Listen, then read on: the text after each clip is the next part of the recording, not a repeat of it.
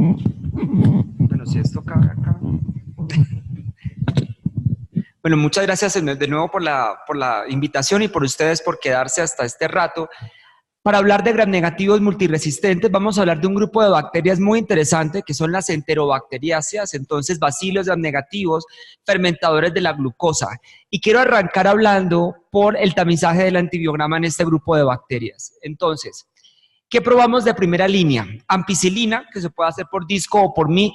Ya ustedes aquí en Bolivia, si yo fuera boliviano no lo probaría, no escogería el disco de ampicilina para una E. coli porque probablemente más del 60% sean ya resistentes, pero por lo menos por guía de CLSI se debería probar. Cefasolina sistémica también, gentamicina y tobramicina. De segunda línea tenemos los betalactámicos con los inhibidores, cefalosporinas de primera, segunda, tercera y cuarta generación. También tenemos las nuevas, ceftolozane, tazobactam, ceftazidime con avibactam también. También tenemos astronam, cipro, dori, imi, erta, mero y trimetropin sulfa. Y a nivel urinario utilizamos nitrofurantoína, fosfomicina, ácido nalidíxico y cefasolina con el punto de corte urinario. Norfloxacina puede ser una alternativa. El tema es que en Estados Unidos norfloxacina salió del mercado. No sé si en Bolivia se consigue norfloxacina para cistitis, en Colombia también. Entonces, si lo van a usar, pues podrían probarlo en el antibiograma. Entonces, para probar cefalosporinas orales, por ejemplo, cefalexina, por ejemplo, cefadroxilo, cefradina o cefuroxime-acetil, utilizábamos hasta hace unos años cefalotina, ¿cierto? Con T. Cefalotina demostró en algunos estudios que tiende a dar falsos resistentes, entonces estás cambiando un problema por otro. Porque si da falso resistente, tú no vas a poder utilizar cefalosporinas de primera o segunda, termina el paciente generalmente en ceftriaxona, carbapenem o piptazo de forma innecesaria. Entonces, para probar cefalosporinas orales en el manejo de infecciones urinarias, bajas no complicadas como cistitis, utilizamos cefasolina. Entonces, cefasolina tiene 2 puntos de corte en la CLSI, menos de 2, que es sensible, o por halo de inhibición mayor de 23, y ese sería para cefasolina endovenosa. Para cefalexina oral, para todas estas cefalosporinas orales, el halo de inhibición debe ser mayor de 15, y ahí tú podrías utilizar cualquiera de las cefalosporinas que se emplean para el manejo de cistitis. Una cosa importante es que este tipo de aproximación se hace fundamentalmente en E. coli, Klebsiella pneumoniae y en Proteus mirabilis. No sirve para otras enterobacteriáceas porque ya tienen cefalosporinasas cromosómicas. Entonces miren esto, si yo tengo E. coli, Klebsiella pneumoniae, Klebsiella varicola o Klebsiella oxytoca Proteus mirabilis, yo pruebo cefasolina, que lo puedo hacer por automatizado o por disco. En el caso de infección urinaria baja no complicada, yo pruebo cefasolina. Si el halo es mayor de 15, el paciente puede recibir cefalosporinas orales. Si es una infección urinaria alta o con bacteremia asociada y el halo es mayor de 15, se podría dar cefasolina, pero miren aquí la dosis, 2 gramos cada 8 horas, o cefuroxime endovenoso, 3 gramos cada 8 horas. En instituciones o en hospitales, donde ustedes usen cefalotina endovenosa, por ejemplo, para infecciones urinarias, tendrían que probar cefalotina. No hay manera de predecir cefalotina con otro antibiótico. Y allí la dosis de cefalotina sería de 2 gramos cada 6 horas. Una cosa importante de esto es que tienen que ser pacientes con cistitis, en los cuales allí la probabilidad de infección severa no está, y que además no tengan BLES, porque si ya tienen una betalactamasa de espectro extendido, pues ya cefalosporinas no nos sirven, menos de primera generación. ¿Qué pasa con las betalactamasas de espectro extendido? Y me quiero detener aquí porque es probablemente el mecanismo más impactante en Bolivia. Son enzimas que se adquieren por plásmidos en E. coli y Klebsiella pneumoniae y confieren la capacidad de hidrolizar aminopenicilinas, cefalosporinas todas, betalactámicos con inhibidores y monobactámicos como el astreonam.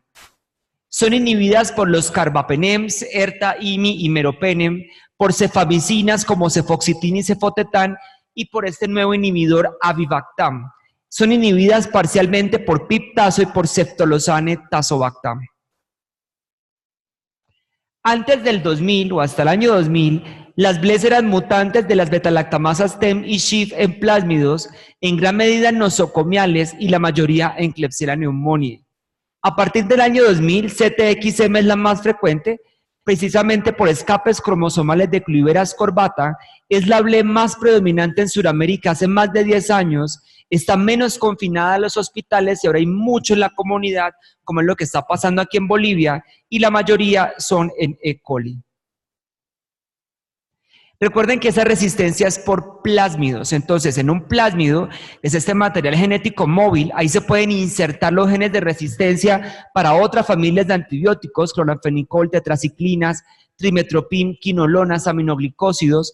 Entonces, esa bacteria cuando recibe un plásmido con estas características se vuelve resistente a más de una familia, por lo cual son multiresistentes por definición. ¿Cuál es la importancia de detectarlas? Estas betalactamasas viajan en plásmidos que, como les mencioné, además de más resistencia, llevan factores de virulencia que incrementan la peligrosidad de estas cepas.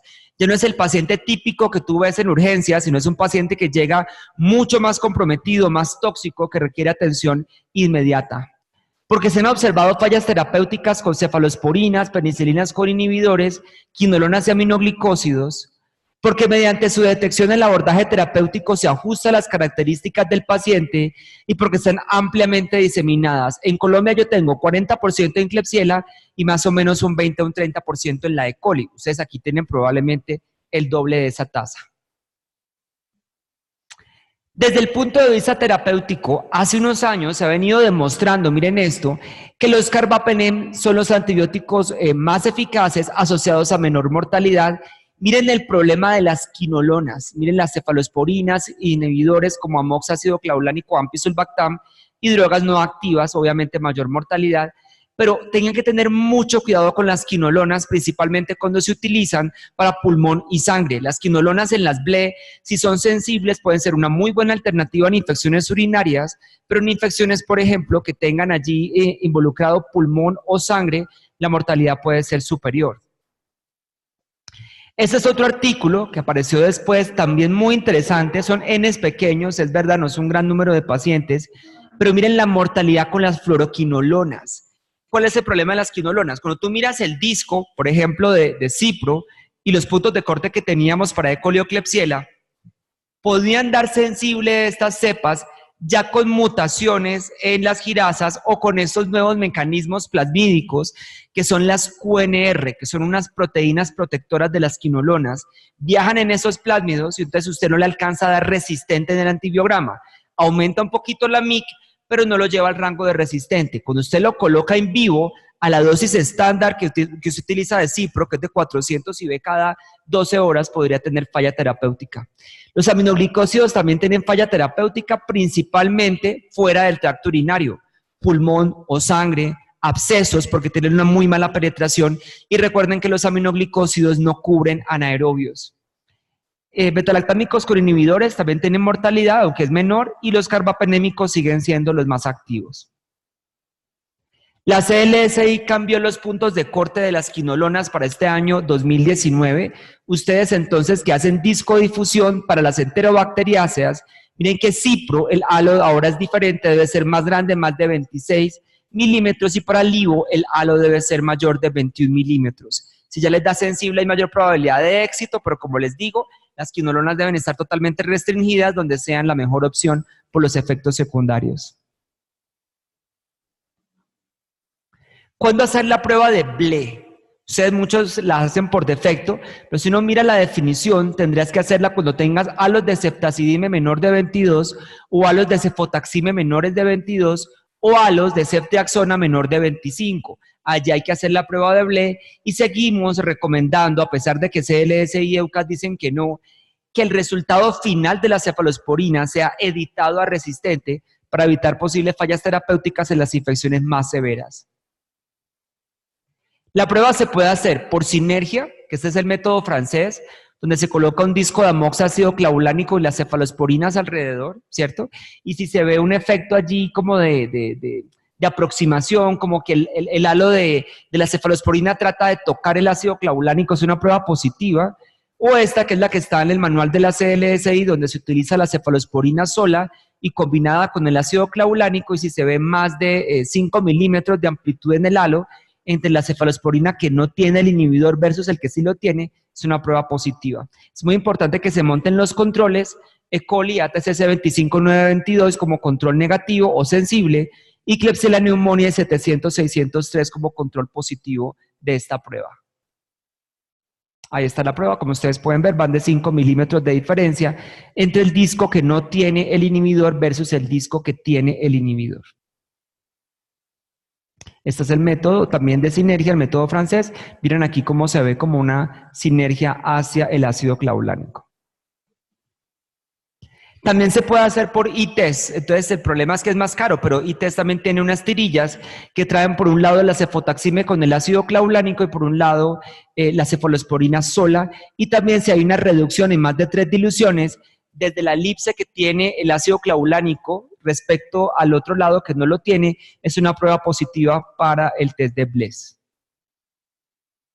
Falsos positivos de la prueba de Blé, hiperproducción de SHIF1 en Klebsiella pneumoniae que puede aumentar la MIC de ceftazidime sin ser una Blé.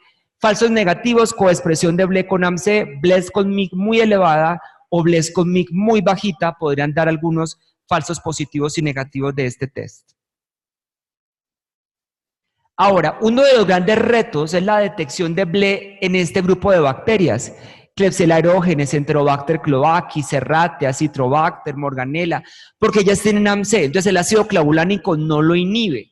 Entonces aquí la opción, y estos son algunos discos de más que se venden en Panamá, por ejemplo, allí utilizan cefepime con ácido clavulánico. Entonces cefepime es una molécula mucho más estable y con el ácido clavulánico ayuda a detectar las Bless en este tipo de aislamientos.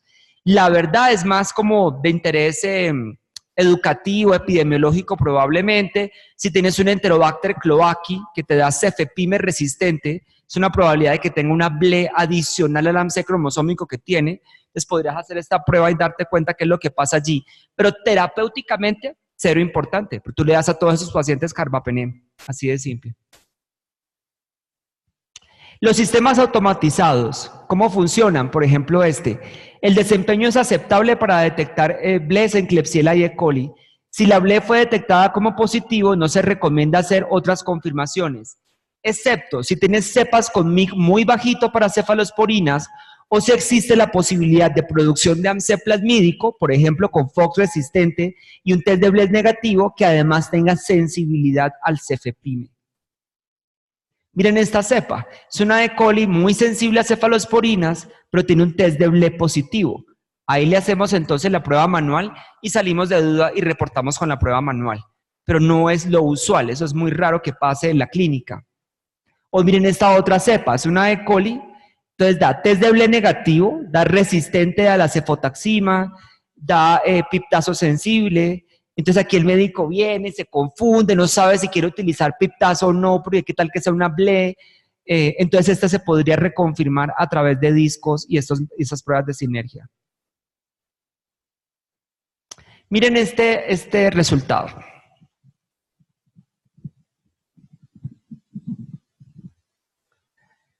Es una E. coli, eso es un paciente de 72 años, tiene una infección que es bacteremia, está séptico pero está estable hemodinámicamente y da una Blé típica, ¿cierto? Hay resistencia a cefalosporina, sensibilidad a la cefoxitina, hay sensibilidad a los carbapenems, pero es piptazo sensible.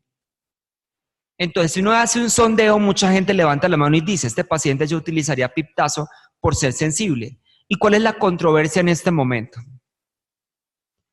Piptazo se observa generalmente sensible en aislamientos de E. coli, productor de Blé debido al efecto inhibitorio del tazobactam sobre la CTXM, que es la variante más frecuente en esta especie. Este antibiótico se ha considerado por mucho tiempo como una opción ahorradora de carbapenem en un momento de alta circulación de carbapenemasas en las enterobacteriáceas y en Pseudomonas aeruginosa. Los datos del uso de piptazo en bacterias productoras de Blé son controvertidos, con estudios principalmente de corte retrospectivo y no multicéntricos. Los datos hasta el año pasado mostraban eficacia de piptazo para el tratamiento de infecciones, principalmente bacteremias, con foco urinario, si la bacteria productora de Blé era E. coli y la MIC de piptazo era menor de 4. Recuerden que el punto de corte es 16, entonces 4 son más de 2 diluciones de diferencia mucho más bajito. La eficacia de este antibiótico es reducida en Klebsiella productora de Blé, por la presencia de tipos diferentes de enzimas y la capacidad de producir mayor cantidad de beta-lactamasa. El único estudio randomizado controlado, evaluando brazo a brazo piptazo versus meropenem en el manejo de bacteremias por BLE, se denominó el estudio Merino y sus resultados fueron publicados en septiembre del año pasado. Este es el estudio Merino, aquí está la referencia de JAMA, y mírenlo aquí, es el estudio de piptazo versus meropenem para el tratamiento definitivo de bacteremias causadas por E. coli o Klebsiella resistentes a cefalosporinas de la tercera generación, un estudio multicéntrico internacional, controlado, randomizado, open label de no inferioridad. Los autores enrolaron pacientes de 32 hospitales en 9 países con bacteremias por E. coli o Klebsiella no susceptibles a cefalosporinas de la tercera generación, pero que eran sensibles in vitro a piptazo y meropenem. Fueron randomizados a recibir 4.5 gramos cada 6 horas de piptazo o 1 gramo cada 8 horas de meropenem, para que no fueran a decir que es que uno era de buena marca, que el otro era malo, los dos eran genéricos, lo que el hospital tuviera en ese momento, no importaba la marca, y los dos se pasaron en 30 minutos de infusión. El desenlace primario a evaluar fue la mortalidad a los 30 días por randomización. Los desenlaces secundarios incluyeron días para la resolución clínica y microbiológica, éxito clínico y microbiológico en el día 4, recaída en la bacteremia e infección secundaria por una bacteria resistente. La hipótesis fue que la terapia definitiva o dirigida, recuerde que esto no era empírico, aquí ya tenían antibiogramas que les mostraban sensibilidad a piptazo y meropenem, y la idea era demostrar que meropenem era, o que piptazo mejor, era no inferior a meropenem usando un margen del 5% del desenlace primario. 379 pacientes fueron randomizados, aquí están los números, la mayoría fueron enrolados en Singapur, Australia y Turquía, y las bacteremias, miren esto, fueron principalmente nosocomiales, con foco urinario 61% y causadas por la E. coli 87%. Un total de 12.3% de pacientes en el brazo de piptazo tuvieron mortalidad a los 30 días, comparado con 3.7 en el brazo de meropenem, para una diferencia en el riesgo de 3.4 para una P estadísticamente significante. Por lo cual los autores dicen, ojo con piptazo, no lo recomendamos si tienes BLES, digamos en este escenario, en E. coli o Klebsiella, por más de que sensible in vitro sean a piptazo, no debería ser la mejor alternativa. Miren esto, qué interesante. El punto de corte de la CLSI es 16, el de EUCAS es 8, pero ellos estuvieron muertos con mix de 0.75. O sea, aquí no importa si es muy sensible in vitro, in vivo hay una falta de correlación que puede llevar a los pacientes a un mal desenlace terapéutico. Entonces, uso seguro de antibióticos en las BLES. Estratifique siempre por severidad y factores de riesgo. En cistitis, fosfomicina o nitrofurantoína. Ya habíamos hablado que son las mejores opciones, tienen muy buena estabilidad. Ya dirigido por antibiograma, con sensibilidad, trimetropin o una quinolona puede ser una buena alternativa. En ITU complicada, en Colombia, ertapenem. No nos complicamos, 1 gramo cada 24 horas. Meropenem es una alternativa si no hay disponibilidad de ERTA. Piptazo, pero con precaución. Yo creo que es una cosa en un paciente joven que no tenga shock séptico, que el foco sea urinario exclusivamente y ojalá que no tenga bacteremia asociada. Pero es que el problema de las itus complicadas y de la pielonefritis es el riesgo de bacteremia principalmente. Amicacina puede ser una alternativa, pero se da por un periodo corto por la toxicidad que tiene. Entonces se toma un urocultivo, se pone 1 gramo de amica y luego se mira con los resultados si se puede desescalar. En infección intraabdominal complicada con BLES, ertapenem, meropenem es una buena alternativa. En Colombia, ceftolozane, tazobactam, pero como le estaban mencionando hace un momento, ceftolozane, tazobactam solamente si hay pseudomona adicional. Si hay pseudomona con E. coli y la E. coli tiene BLES, ahí valdría la pena usarlo, si no por el costo, pues no. Piptazo con mucha precaución, tendría que ser una infección intraabdominal con inóculo removible causada por la E. coli sin impacto de shock séptico para que usted pudiera utilizar piptazo tranquilamente. Tigeciclina también, 100 de carga, 50 cada 12. Nosotros en Colombia, antes de que se utilice tigeciclina, se toman hemocultivos. Porque si estás dando tigeciclina y el paciente además está bacterémico, nos da miedo por problemas que puede tener la concentración sérica que alcanza, que es muy bajita. Y ya en el paciente con shock séptico o sepsis grave, carbapenem del grupo 2, mero o IMI. Y luego de escalarlo con los resultados de los cultivos y la estabilidad del paciente. Bacterias productoras de AMC cromosomal. Entonces, se tienen que aprender esta lista, sea como sea. Aeromonas, Morganella, Proteus vulgaris, Providencia, Pantoea, Citrobacter, Enterobacter, Serratia y Hafnia albei y Klebsiella aerógenes. Entonces miren lo que pasa, estas bacterias tienen esa capacidad de seleccionar resistencia a cefalosporinas, a piptazo, y los antibióticos más estables serían cefepime y los carbapenems.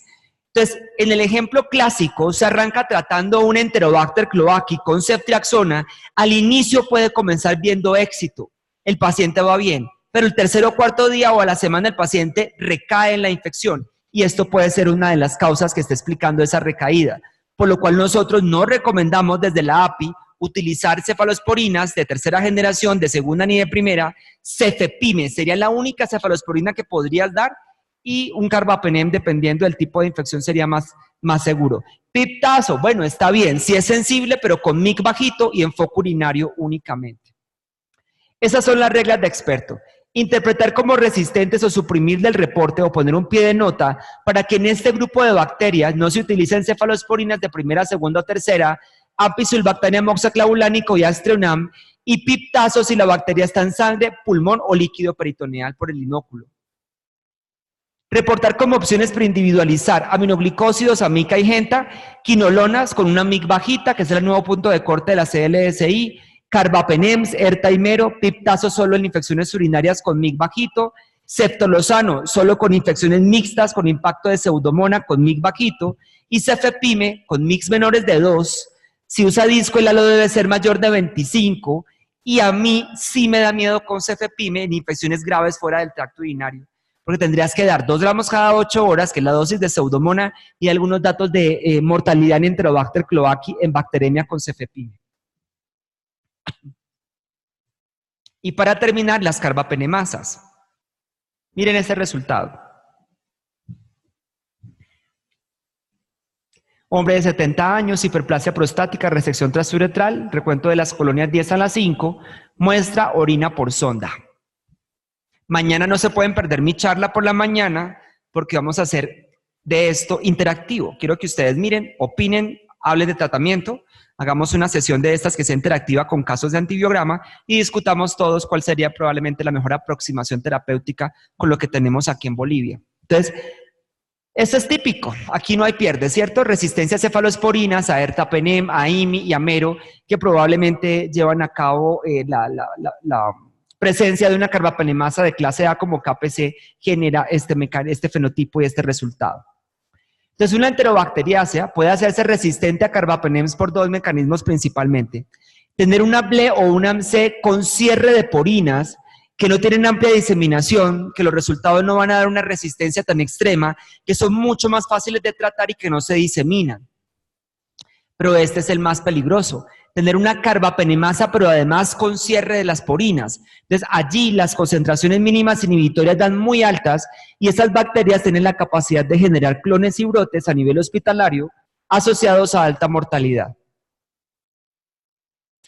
Las carbapenemasas son enzimas con la capacidad de hidrolizar todos los antibióticos betadactámicos dependiendo de su tipo genético. Se mueven en plásmidos que conllevan determinantes de resistencia a otras familias de antimicrobianos. Entonces son multiresistentes por definición. En Latinoamérica sigue siendo KPC la carbapenemasa más frecuente, excepto en Guatemala, donde es NDM la principal. Muy difíciles de detectar por el laboratorio, reducen las opciones terapéuticas, aumentan la mortalidad y la colonización, el uso previo de antimicrobianos y las comorbilidades son un factor de riesgo para desarrollar una infección por estas bacterias. Tenemos entonces carbapenemasas de clase A, de clase B y de clase D. Dentro de las de clase A están las KPC de Klebsiella pneumoniae y otras enterobacteriáceas. Tenemos las ESME de Serratia y las IMI-NMC y las GES de otras enterobacteriáceas. Poseen grado variable de hidrólisis a los carbapenems, algunas son cromosomales y otras plasmídicas, son inhibidas por ácido borónico y avibactam y parcialmente inhibidas por ácido clavulánico. Ojo, porque les puede dar un falso test de Bless en la prueba cuando la hacen con los discos. Las B, que son las metalo-betalactamasas, que tienen zinc en el sitio activo, se presentan en las enterobacteriáceas, son principalmente plasmídicas, tienen alta hidrólisis a los carbapenems y cefalosporinas, no hidrolizan a Stronam por definición, pero como estamos en Bolivia, si la bacteria además se gana una ble, chao a Stronam. Esa es la gran dificultad que tenemos con este antibiótico. Son inhibidas por el EDTA y el ácido dipicolínico y no inhibidas por borónico, ácido clavulánico o avibactam. Y las OXA, principalmente OXA 48, tienen baja hidrólisis de oximinocefalosporinas e hidrólisis moderada de carbapenems. No son inhibidas por EDTA, dipicolínico y borónico y son parcialmente inhibidas por avibactam. ¿Cuál es la posición de nosotros? La API, la Asociación Panamericana, considera que es muy importante detectarlas. ¿Por qué? Porque no es igual un gram negativo que produce carbapenemasas a otra bacteria que es resistente a los carbapenémicos por un mecanismo diferente. Farmacodinámicamente son distintas, siendo KPC mucho más poderosa. Las KPC parecen ser más virulentas, los pacientes con KPC tienen mayor mortalidad. Se requiere controlar su diseminación por los clones de alto riesgo. También por el uso de los nuevos inhibidores que el doctor estaba comentando, el doctor Juan, hace un momento, ceftolozane y tazobactam, inactivo frente a todas. O ceftazidime avibactam o meropenem vaporbactam, que son inactivos frente a las metalo. Si tú no sabes qué hay allí, es muy arriesgado ir a dar una de estas nuevas opciones. Por la posibilidad de utilizar Astronam en enterobacteriáceas que produzcan metalo, aunque debe ser probado por aparte, y por la posibilidad de utilizar doble carbapenem, eso también se mencionó. Lástima que ustedes aquí no tienen ERTA, la gran ventaja es que no hay tanta KPC en Bolivia todavía, pero en Colombia sí se ha utilizado ertapenem más meropenem. Entonces, 1 gramo de ertapenem y a las 2 horas, 2 gramos de meropenem en 3 horas de infusión, se lleva meropenem cada 8 horas y al día siguiente se coloca nuevamente la combinación. Lo que se trata es que el ertapenem se comporte como un suicida, atrape la enzima y permita que el meropenem tenga más acción. Pero eso solo pasa con KPC. Si es otro tipo de enzima, pierden el año, porque definitivamente no lo va a lograr, ¿sí? Y yo le digo a mis estudiantes de infectología, adiciónele colistina porque le da uno miedo con esos datos que hay de recomendar que esto sea standard of care. Preferimos adicionar colistina en muchos casos. Miren, ¿qué es lo que pasa a nivel hospitalario con las carbapenemasas? Estamos en un hospital de Cochabamba, y ustedes empiezan a ver que 8 pacientes de la unidad de terapia intensiva tienen Klebsiella con KPC, con resistencia a carbapenémicos, por ejemplo. Entonces, ¿ustedes qué hacen? Ir, cortizar los pacientes, más lavado de manos, más limpieza y desinfección. Probablemente lo que pasó allí es que esa Klebsiella es un clon de una célula madre. Todas las hijas nacen gemelas y tienen el mecanismo de resistencia, ¿sí? Es una copia perfecta. Pero ¿qué pasa si yo tengo en terapia intensiva, en emergencia, en maternidad, en pediatría, y tengo en Klebsiella, en Enterobacter, en Serratia, yo tengo un brote de plásmidos? Ahí ya no respetan la especie ni respetan la localización. Son varios tipos de enzima. Y en Colombia eso está causando lo que llamamos la tormenta perfecta porque tenemos de las 2 tipos de diseminación. Miren cómo está Latinoamérica. Aquí estaríamos nosotros, ¿cierto? Por acá. No me estoy equivocando, sí, es acá. Me matan donde señale por ahí otra cosa. Bueno, aquí. El otro día estaba señalando Panamá como por aquí, pero es que uno no se fija a veces. Bueno. Y entonces, prácticamente en todos los países lo hemos reportado. ¿Cuál es el lío de Bolivia? Que a ustedes no les gusta escribir en revistas indexadas en Medline.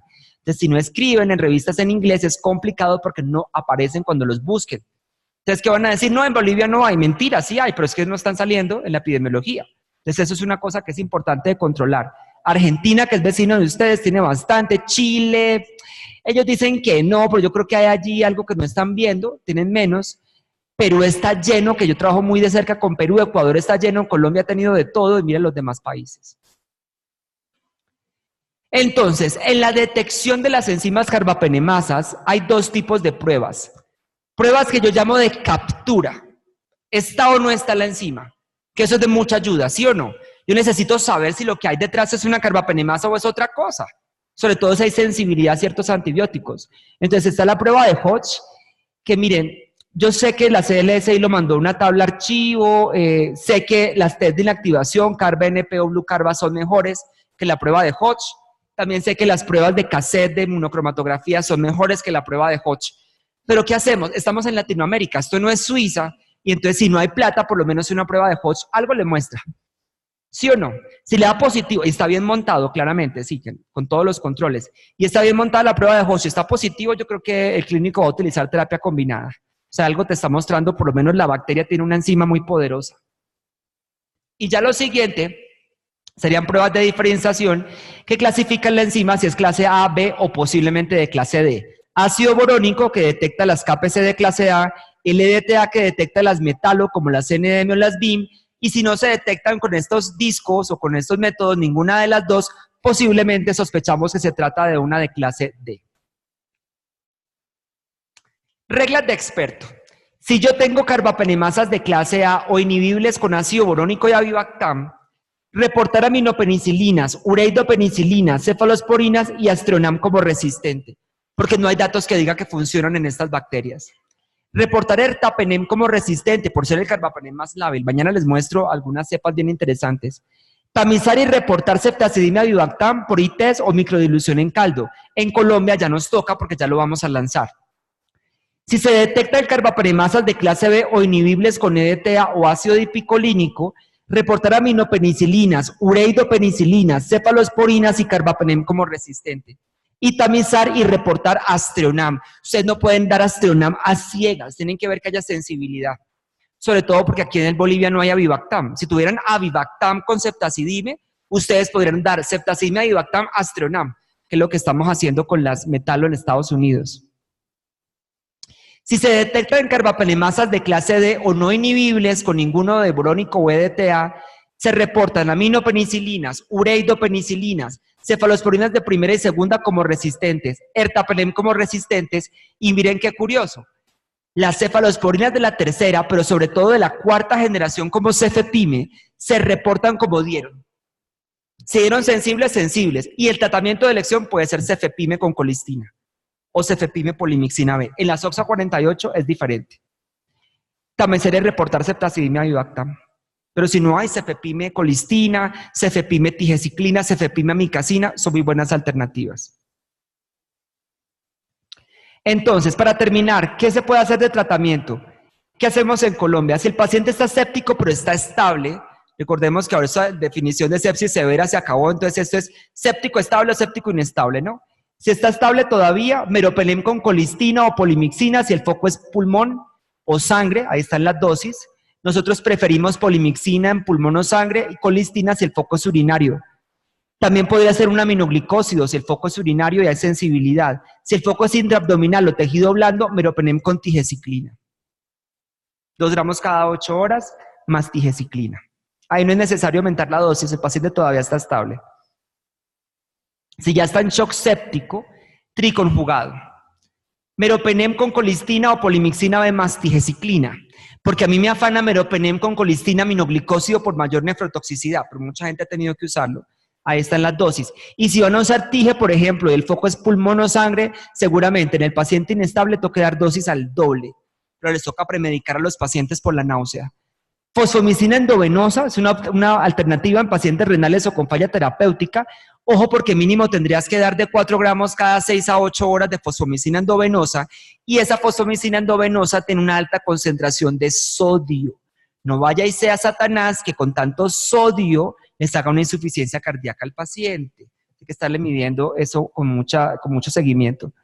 Astronam, si hay sensibilidad o el test EDTA es positivo de sensibilidad al astronam, astronam polimixina B o astronam colistina, 2 gramos cada 8 horas de astronam en infusión a 3 horas, es una alternativa, pero no se da solo, se adiciona una polimixina. Bueno, esto era. Muchas gracias por su atención.